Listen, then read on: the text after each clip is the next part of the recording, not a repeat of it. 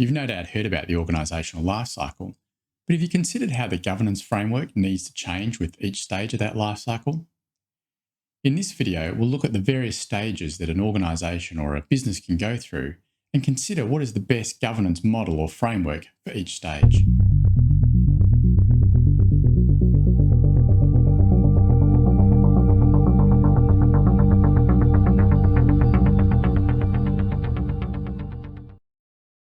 Hi, I'm Dr. Jason Talbot. I'm the Managing Director of Graphite Eye2Eye, which is a boutique consultancy firm specialising in helping clients in the area of governance, strategy and corporate finance and helping them manage uncertainty and complexity.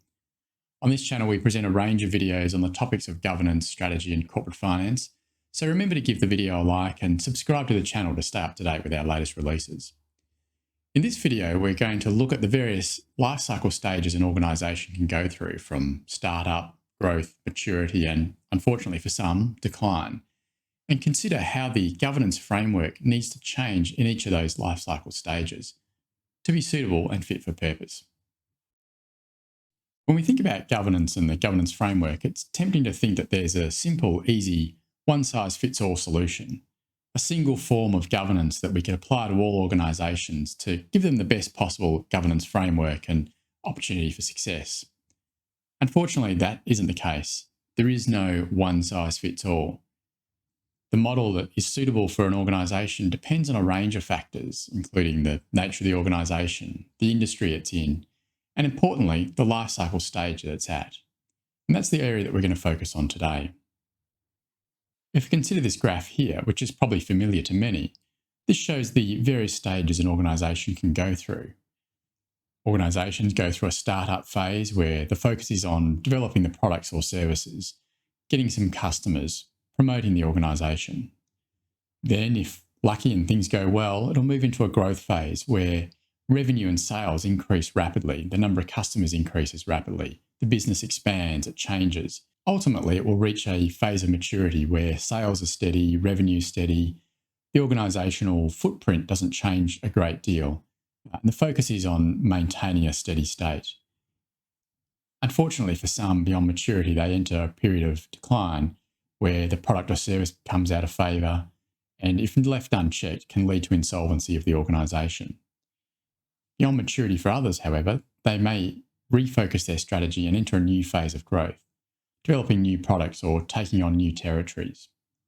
This is a fairly familiar graph for many about organisational life cycle. Whilst not every organisation will go through every phase, when we look at an organisation, we can see what stage it's in and where it's at.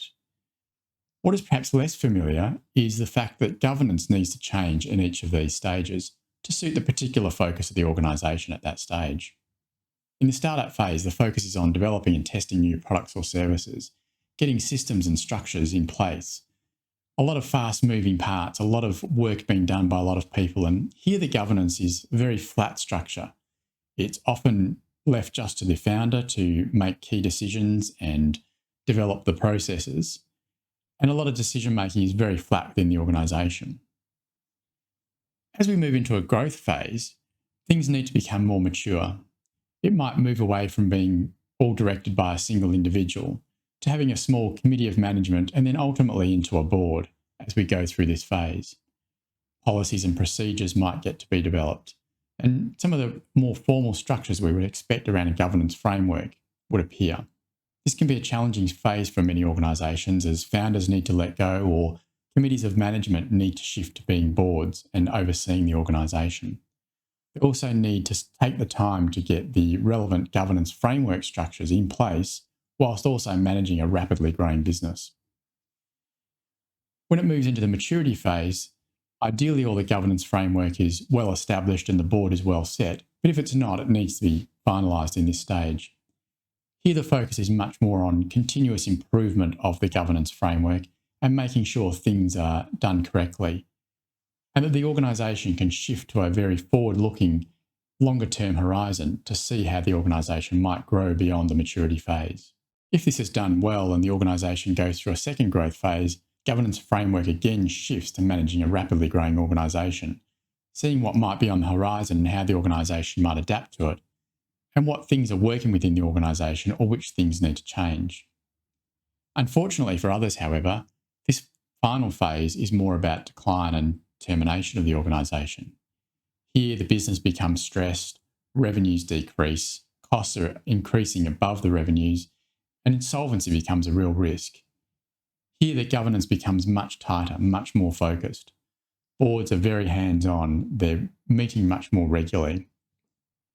Ultimately, if it gets to an insolvency stage, an administrator might be appointed who will take a very tight control of the organisation and the governance framework. And we're back to something that's maybe similar to the startup phase, although in a much larger organisation, and with the purpose of winding the organisation up as opposed to growing it. I hope you found this video useful, and if you did, please remember to give it a like and subscribe to our channel to stay up to date with all the latest releases. You might also be interested in our range of governance and strategy training courses, and I'll put links in the description below. Or feel free to reach out at online.graphitei2i.com.au if we can assist in any other way.